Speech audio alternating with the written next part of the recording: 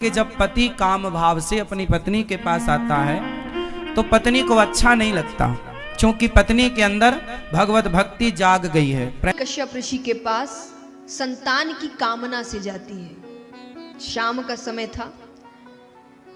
पति ने कहा यह पूजा पाठ का समय है, हर चीज के लिए एक समय दिया गया है। राधे राधे दोस्तों, स्वागत है आपका एक और नए वीडियो में। दोस्तों, आज की वीडियो में श्री अनिरुद्ध आचार्य जी और देवी जया किशोरी जी के श्री मुख से हमको जन को मिलेगा कि पति पत्नी संभोग किस टाइम करना चाहिए, सही समय क्या होता है संभोग करने का, जिससे अच्छा संतान प्राप्त हो सके, क्योंकि बहुत लोगों को ये मालूम नहीं होता है। आप वीडियो पूरा देखिए, तभी जान पाओगे। दोस्तों, कमेंट करके जरूर बताना कि आप इन बातों से सहमत हैं या नहीं। वो पत्नी आई हमारे पास सवेरे सवेरे, बोली गुरुजी हमारा मन भगवान में लग गया है। ये तो बहुत अच्छी बात है, लेकिन हमारे पति जो हैं अभी तक उनका मन भगवान में नहीं लगा, और वो हमारे पास आते हैं और हमारे पास आकर के वो प्रेम का इजहार करते हैं। हमें तो अब सारे विषय वासनाओं से मन हट चुका है, मन भगवान में लग चुका है, लेकिन हमारे पति देवता का मन अभी तक भगवान में नहीं लगा। हम तो ब्रह्मचारी बन के अब रहना चाहती हैं, पर हमारे पति अभी ब्रह्मचारी नहीं बन पाए। क्या करें?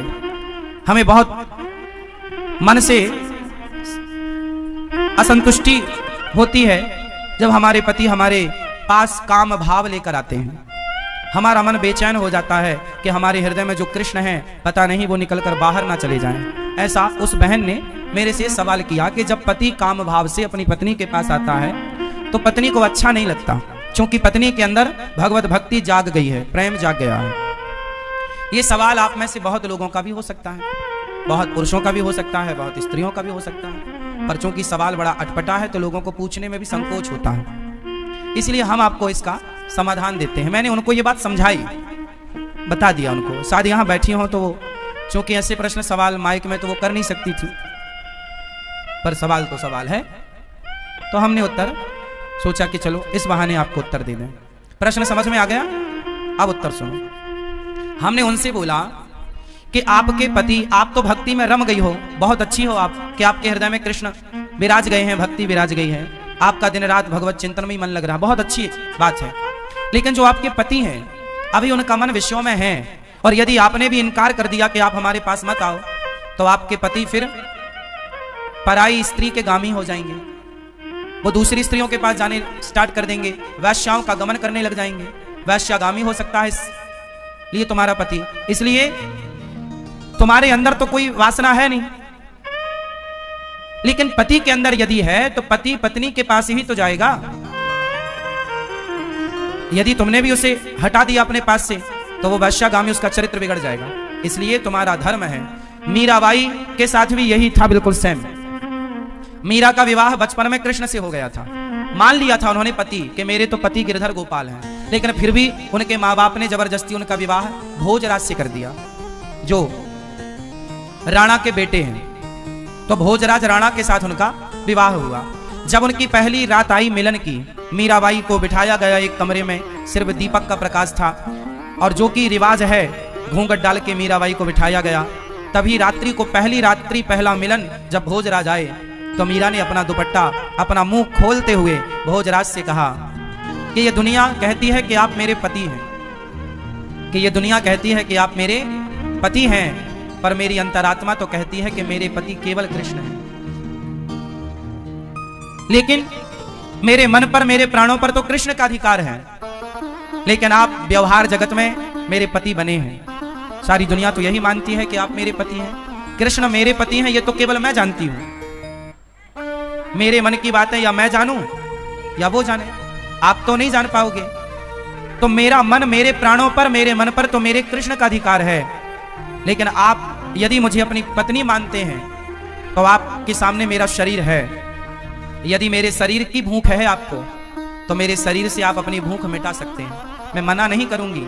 आप मेरे शरीर से अपनी भूख मिटा लीजिए, लेकिन मेरे मन पर, मेरे प्राणों पर तो मेरे गिरधर गोपाल का ही वश है, कब्जा है। तो इस बात से यह सिद्ध होता है कि यदि आपका पति कामुक है तो फिर आपका धर्म है कि आप अपने पति को भी धीरे धीरे सत्संग से जोड़ें, कथाओं से जोड़ें, धीरे धीरे उसके मन को भी बदलें। और उसका साथ दें। आप यदि सोचेंगे कि मैं तो भक्ति में रमी हूं, अब मेरे पति जो मेरे साथ रमण करेंगे, तो वो गलत है। वो गलत नहीं है, आपका धर्म है कि आप अपने पति को खुश रखें। राजा परीक्षित ने कहा, मुझे ये बताइए कि भगवान ने वराह अवतार कैसे ग्रहण किया। सुखदेव जी कहते हैं, राजा दक्ष की कन्या दिति अपने पति कश्यप ऋषि के पास संतान की कामना से जाती है। शाम का समय था। पति ने कहा, यह पूजा पाठ का समय है, हर चीज के लिए एक समय दिया गया है, यह समय सही नहीं है। वो जिद करने लगी तो बिना मन से उन्होंने उनकी इच्छा की पूर्ति कर दी। नहा स्नान करके वो फिर से पूजा में लग गए। पत्नी ने सोचा पति नाराज हो गए, उनके पास जाती है। उसने कहा, मैंने जो किया आपके लिए ही किया, आपका वंश आगे बढ़ेगा, आपकी संतान होगी, आप जैसी तेजस्वी होगी। उन्होंने कहा, नहीं, गलत समय में किया हुआ कार्य गलत परिणाम देता है। कैसे गलत? बोले, तुम्हारे पुत्र होंगे और एक नहीं 2 जुड़वा पुत्र होंगे, पर महादुष्ट होंगे। और दुष्ट भी कैसे? राक्षसों में उनकी गिनती की जाएगी, दैत्य होंगे तुम्हारे यहां। कौन चाहेगा उनके बच्चे राक्षस निकले? वो रोने लग गई। वो कहती, मैंने कोई गलत इच्छा से कोई काम नहीं किया था, मुझे सिर्फ संतान चाहिए थी। अपनी गलती मानती। तब उन्होंने कहा, देखो इसको तो नहीं टाल सकते, बच्चे तो ऐसे ही होंगे तुम्हारे, पुत्र तो, लेकिन जो पौत्र होगा तुम्हारे, वो भगवान का परम लाडला होगा। उस छोटे से बालक का नाम बड़े बड़े भक्तों में लिया जाएगा। और वो कौन था? प्रहलाद। दिति के पौत्र हुए थे प्रहलाद। तो पुत्र कौन हुए? हिरण्याक्ष और हिरण्यकश्यप। अब देखिए, क्योंकि सुनने में ये बातें अजीब लगती है पर समय अलग है। जब गर्भ धारण करते हैं तो कितने समय के लिए गर्भ धारण करते हैं? 9 महीने। दिति ने 100 वर्षों के लिए गर्भ धारण किया।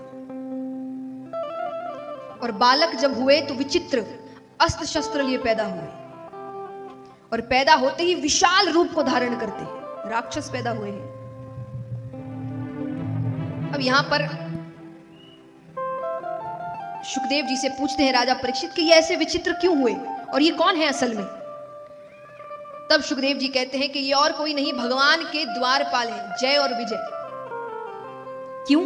एक बार भगवान आराम कर रहे थे, सनकादि ऋषि आते हैं, उनको कुछ जरूरी काम था भगवान से। उन्होंने द्वारपालों से कहा कि भगवान को बुला दीजिए। उन्होंने कहा वो आराम कर रहे हैं। अरे बोले, मुझे बहुत जरूरी काम है, आप उनसे कहिए कि हम आए हैं।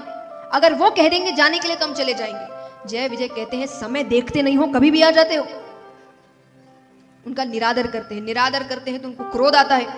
क्रोध में आकर उन्होंने श्राप दिया कि जिस बात का तुम्हें घमंड है कि तुम भगवान के इतने करीब हो, मैं उसी घमंड को तोड़ता हूं और श्राप देता हूं कि 7 जन्मों तक तुम भगवान से दूर चले जाओ। श्राप सुन के तो वो डर गए, बहुत रोते हैं, बहुत माफिया मांगी, बहुत क्षमा याचना की। तब वो कहते हैं कि श्राप को टाल नहीं सकता पर कम कर सकता हूं। 7 जन्म की जगह 3 जन्म हो सकते हैं, लेकिन 3 जन्म में तुम्हें भगवान से ऐसी दुश्मनी लेनी पड़ेगी, इतनी दुश्मनी कि भगवान को तुम्हारे लिए अवतार लेना पड़े। तब इनके जो 3 जन्म हुए थे, वो एक था हिरण्यकश्यप, भाई भाई बनके, दूसरा जन्म था रावण और कुंभकर्ण, और तीसरा था शिशुपाल और दंतवक्र। ये 3 जन्म हुए थे जब ये तीनों ने भगवान से अत्यंत दुश्मनी ली है। तो यहां पर 2 पुत्र हुए, हिरण्याक्ष और हिरण्यकश्यप। हिरण्याक्ष होते हैं वो समुद्र की विशालता देखते हैं और उसको युद्ध के लिए ललकारते हैं। समुद्र ने कहा, मुझसे युद्ध मत करो, मेरे तल पर पृथ्वी रखी है, इसको लेने कोई आएगा। उसको पता था भगवान ही आएंगे। उसने कहा उनसे युद्ध कर लेना। ठीक है, वो पृथ्वी के पास जाकर बैठ गया। अब यहां पर ब्रह्मा जी ने अभी तक रचना का कार्य शुरू नहीं किया था, धीरे धीरे रचना का कार्य शुरू कर रहे हैं। अब उनको लग रहा है कि रचना तो कर दूं पर उनको रखूंगा कहां। तो भगवान का ध्यान करते हैं और ब्रह्मा जी के नासिका से भगवान ने छोटे से वराह का अवतार लिया और वो सीधा समुद्र में जाते हैं। समुद्र से पृथ्वी को अपने मुख के ऊपर रख कर लेकर आ रहे हैं। बीच में हिरण्याक्ष आता है। उसने कहा, पृथ्वी ले जाना है तो मुझसे युद्ध करना पड़ेगा। भगवान और उसके बीच युद्ध होता है, भयानक युद्ध होता है, और भगवान उसका उद्धार करते हैं और पृथ्वी को अपने साथ ऊपर लेकर आते हैं। बहुत बहुत धन्यवाद दोस्तों वीडियो पूरा देखने के लिए। आपको वीडियो कैसा लगा? क्या आप महाराज जी के बातों से सहमत है या नहीं? वीडियो को लाइक, कमेंट और चैनल को सब्सक्राइब कीजिए, क्योंकि यहां पर रोज ऐसे ही वीडियो देखने को मिलेगा। आपको मिलते हैं नए वीडियो पर। राधे राधे।